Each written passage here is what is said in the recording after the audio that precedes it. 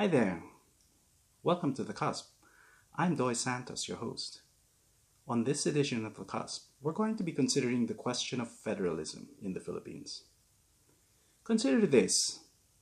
Would you rather have a government run by competent national officials from the top, or a government run by less competent officials with better ties to local communities? Or to paraphrase a famous saying by President Manuel Quezon, who said he'd rather have a government run like hell by Filipinos than one run like heaven by the Americans. Would you rather have your local town, city, or province run like hell by local politicians, or run like heaven by national elites in Manila? In other words, is good governance preferable to self-governance? That's the question of the hour, it seems, as we consider federalism. The ruling party, PDP-Laban, with President Duterte as its chairman, Senate President Coco Pimentel as its president, and Speaker of the House Pantaleon Alvarez as Secretary General, they want to reconstitute the Philippines as a federal republic with a semi-presidential form of government along Franco-German lines. To that end, the party's Federal Institute Study Group submitted a draft proposal to Congress for the establishment of that federal republic. And that proposal and others like it are going to be tabled for discussion by the Congress early next year. So it's worth discussing this question now.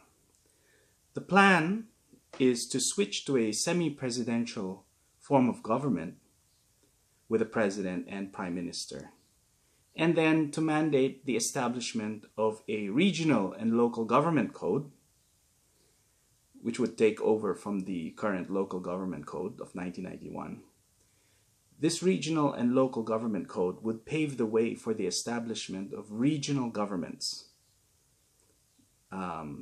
Regional governments to come from the existing regional groupings that we already have in the Philippines. The purpose of federalization is to devolve many of the powers held by national government down to the regional level. This would complete the project that PDP-Laban's founder, Nene Pimentel, began when he authored the Local Government Code of 1991.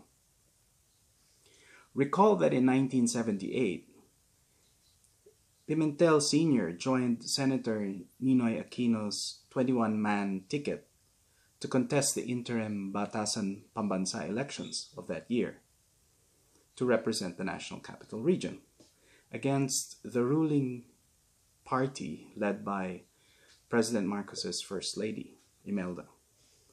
This gave rise to the party known as Lakas ng Bayan, or Laban for short. After that election, Nene decided to return to his native Cagayan de Oro and form the party known as Partido Democrático Pilipino, or PDP. He ran and won as mayor of the city in the 1982 local elections. This made him one of the few opposition members to hold an elective government post. It was as mayor that he developed his core views on devolving authority or moving decision-making closer to the regions. He later ran as a member of parliament in the 1984 Batasan elections and won. And under the newly formed coalition of PDP-Laban, he fielded Corazon Aquino to run for president in 1986. Now, after the EDSA 86 revolution, he became Minister for Interior and Local Government in Cory's cabinet. While his stint was marred by problems relating to the appointment of OICs, or officers in charge of provincial and local governments, to replace the ones that were who were mostly affiliated with President Marcos's party, he continued to pursue his vision of local governance after becoming a senator in 1987 by authoring, as I said, the Local Government Code of 91. Now imagine this: if after EDSA 86, the yellow forces had said, no, let's not worry about local autonomy. Let's just focus on improving governance at the national level. All this business of devolution in development was set up by President Marcos anyway in 1972, when he created the regional development councils to inform the policy making and planning of the National Economic Development Agency, or NEDA. And when he also created later the barangays and Sangguniang Kabataan, the youth councils. So imagine if they had focused all their efforts on weeding out corruption instead of, local governance, improving local governance. What if they had prevented provincial governors and local mayors from exercising greater autonomy, kept the influences of local dynasties in check, the way Ferdinand Marcos had done, and given them money only if they kowtowed to the party line from Manila? Would the outcome have been different? Would daang matuwid, in other words, with a powerful Secretary of Interior and Local Government controlling the local executives through block grants, as per what Secretary Jesse Robredo and then later on Secretary Mar Rojas attempted to do, would that be preferable to local autonomy? Now, you might say, well, on the one hand, you have local autonomy, which kind of improves the way, makes governance more sensitive to local conditions. That's a positive. But on the other hand, you have local elites or, political dynasties that were resurrected, and which control local governments and then turn them into their private fiefdoms, that's sort of like the trade-off that you have, right? Now, one thing that we can say is that despite the revival of old political dynasties in the 1988 local elections, the institution of the Local Government Code of 1991 that Pimentel Sr. is credited with authoring has resulted in better development spending despite, the setbacks of having, transactional or traditional politicians taking over.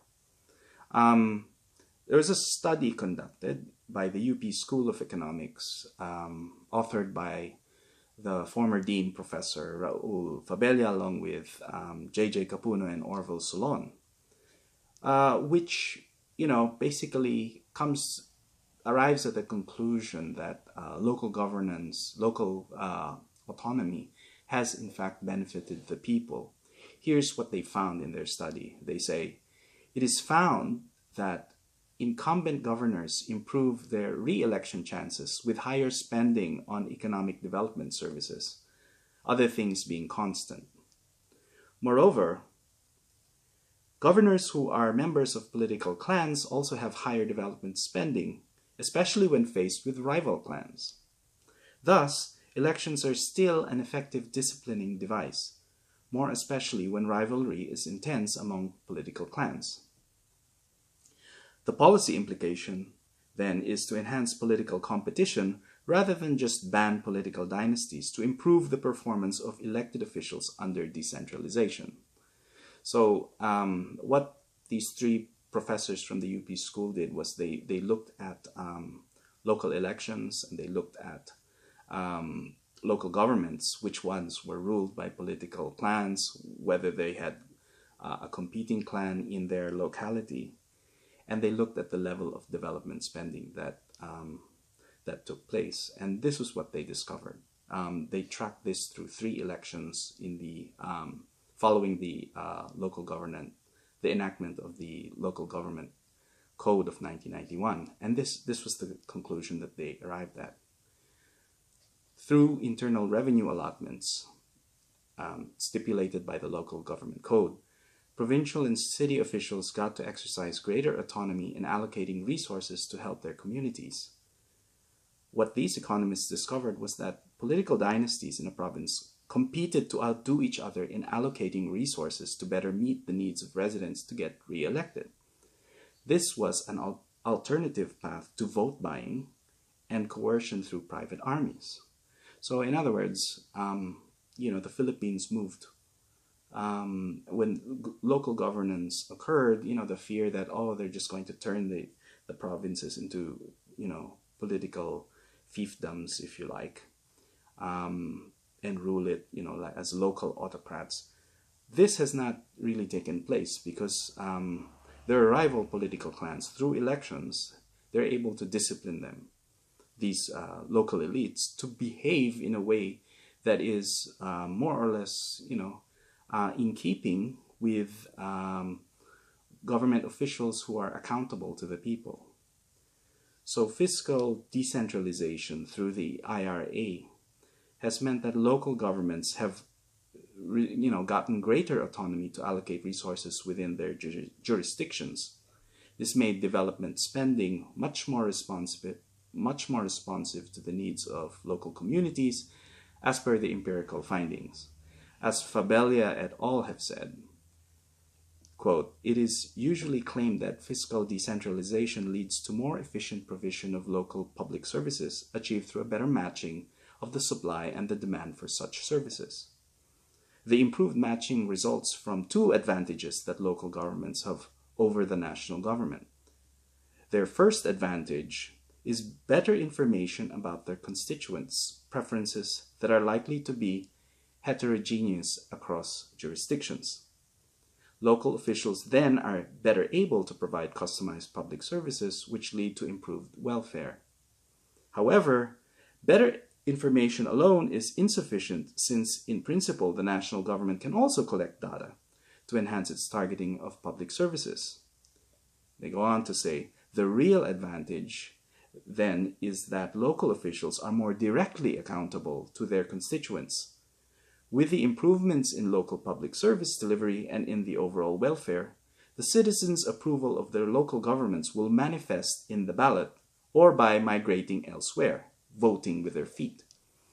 Anticipating this, an incumbent local chief executive may then adopt development-oriented public programs and projects, possibly with the people's participation to be re-elected." So there you have it.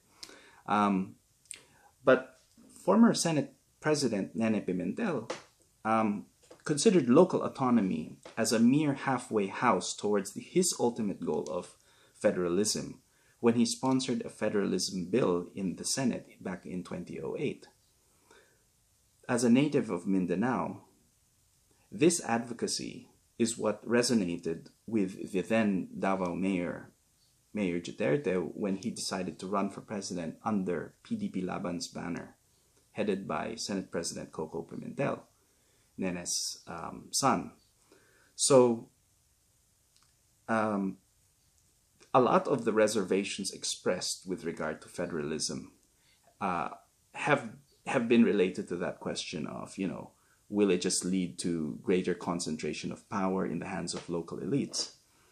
A question which sort of is kind of contradicted by the results so far of the UP economists. Another reservation comes from political scientist Paul D. Hutchcroft, who cautions us a little bit. He says that the institutional and bureaucratic capability to handle the responsibility has to be looked at because, of course, this could prevent the fiscal federalism from the regional governments from performing well. So to address the concerns about weak institutional capacity, the revised draft constitution seeks to move towards regional autonomy gradually.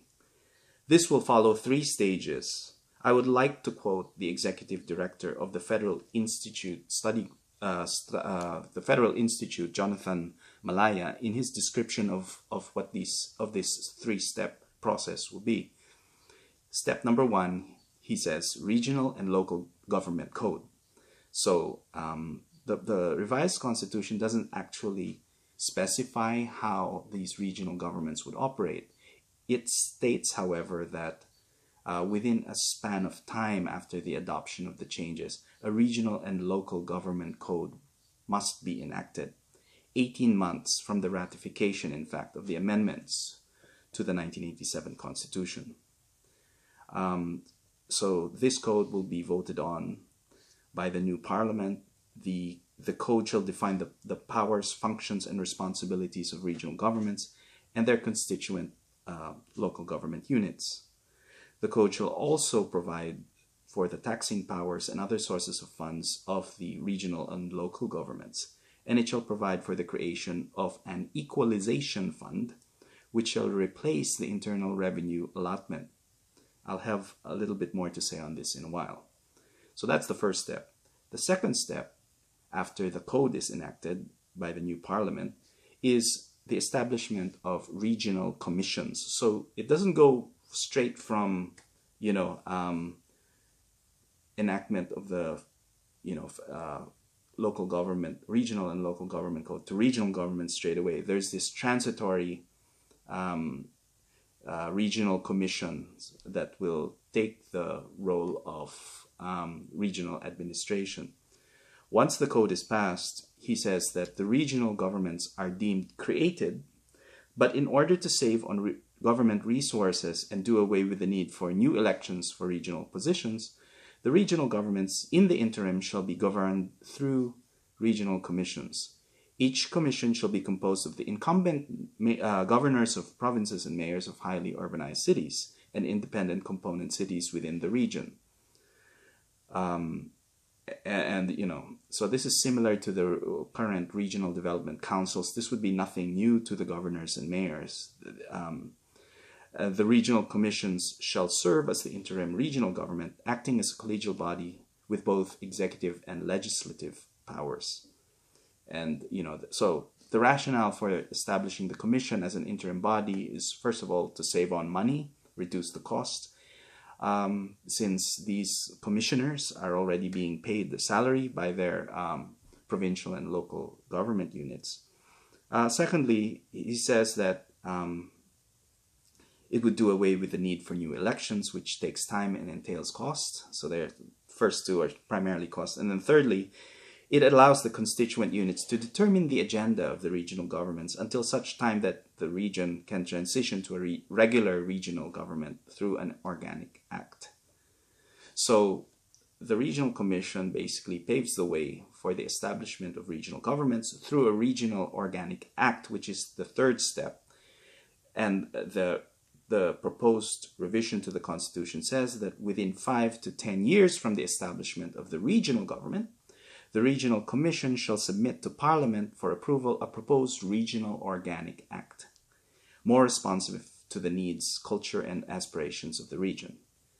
The Act shall define the basic structure of the government for the region, consisting of an executive department headed by a chief minister and a regional assembly composed of elected representatives from each province and city. The regional chief executive, called chief minister, shall be elected by the regional assembly from among the members of the assembly. Once the Organic Act is approved by Parliament, the Regional Commission shall transfer its powers and functions to the regular regional government. So there you have it. It's a 3-step process. It'll take 5 to 10 years for that to come about. So meanwhile, the ARMM, the Autonomous Region of Muslim Mindanao, and the Cordillera Autonomous Region, which we have presently, and any other autonomous regions like a Bangsamoro region that might be enacted in the interim through an organic act will not be affected by any of this. So it'll continue. The autonomy of LGUs under the 1991 Local Government Code will also be preserved until So they'll be still receiving the internal revenue allotments until the new regional and local government code is approved by the federal parliament. Today, with more than 25 years of experience in local autonomy and the use of the regional development councils, which stretches back all the way to the time of Marcos, it would seem to be a natural extension of the experiment that has been ongoing, right? Capuno also noted that the positive benefits of local autonomy at present do not cancel out the uneven fiscal capacities across regions, meaning their different levels of abilities to raise revenues and provide for services at the same standard means that, currently there is kind of an inequality that exists among provinces, cities, and towns. So in order to correct that, PDP-Laban is proposing a system of fiscal equalization. This was the equalization fund that was mentioned in step 1 of Malaya's transition to regional federal government. So the fiscal equalization fund would be set up. And so the type of federalism that is being proposed by PDP-Laban is a cooperative type of federalism, cooperative rather than competitive. So rather than each region rather than having the different levels of fiscal capacity, what the federal approach, the approach to federalism by PDP-Laban seeks to kind of put them all on an equal footing, being able to provide for public services at the same standard by equalizing by transferring funds so that they would have the same ability to fund programs at the same level. The OECD, which is the club of rich countries, defines fiscal equalization as a transfer of fiscal resources across jurisdictions with the aim of offsetting differences in revenue raising capacity or public service cost. Its principal objective is to allow subcentral governments to provide their citizens with similar sets of public services at a similar tax burden, even if incomes differ across areas. So what does this mean? It means distributing the revenues raised by the federal government to the regions to allow them to meet their expenditure needs, offsetting any imbalance between federal and regional state governments in their revenue raising capacity and their abilities to shoulder expenditure. We're already familiar with vertical fiscal equalization through the internal revenue allotments. But now what the PDP-Laban's proposal is to expand the definition of this, expand vertical equalization, meaning the distribution from top, from the federal government to the regional and local governments, by including not only the income tax, the BIR's collections, which is what it is presently, 40% of which is shared with local governments. They want to expand that to include all forms of revenue by the national government, including the value-added tax, customs and duties. So they want to expand that. So there'll be a greater distribution as the national government devolves most of its powers to the regions, retaining only, national defense, foreign relations, security, and the like, right? Monetary policy, and the like. So, aside from expanding the vertical fiscal equalization, there's also what's called a horizontal fiscal equalization, which is equalizing funds across jurisdictions. What would that mean? Through the creation of a National Finance Commission, which is in the proposed revisions to the Constitution, it would mean augmenting existing provincial and regional capacity to fund expenditures. If the Philippines copied the Australian Commonwealth Grants Commission funding model, which is the one that engages in, that sets the framework for horizontal fiscal equalization across Australia's states and territories, it would allow a more equitable allocation of national income to benefit the disadvantaged provinces and regions. So in Australia at the moment, what they do is they top up whatever revenues that states and territories have, and then they look at the revenue that they're able to raise, compare that with the expenditures that they need in order to provide services at the same level. They look at the best performing state, say New South Wales or Victoria, and they say, okay, this is their revenue capacity compared to the other states, and this is their expenditure needs. What the federal government does is it tops it up so that they all rise to the level of the best performing state, and this happens through the sharing of revenues at the federal level down to the state and local government levels. And some of it is done through block grants. Some of it is just done through automatic revenue allocations. They actually use the GST, or they're the equivalent of the value-added tax, in order to redistribute and to top up. So the same thing might happen under the Philippines National Finance Commission. So what can we say about all this? In terms of revamping governance in the Philippines, this is institutional reform writ large, right? And President Duterte and his party mates consider this a core promise that they made at the last election. And so it seems that my observation is they're gearing up, the party is gearing up, and they will probably have to spend lots of political capital in mobilizing allies in both houses of Congress to get these measures through.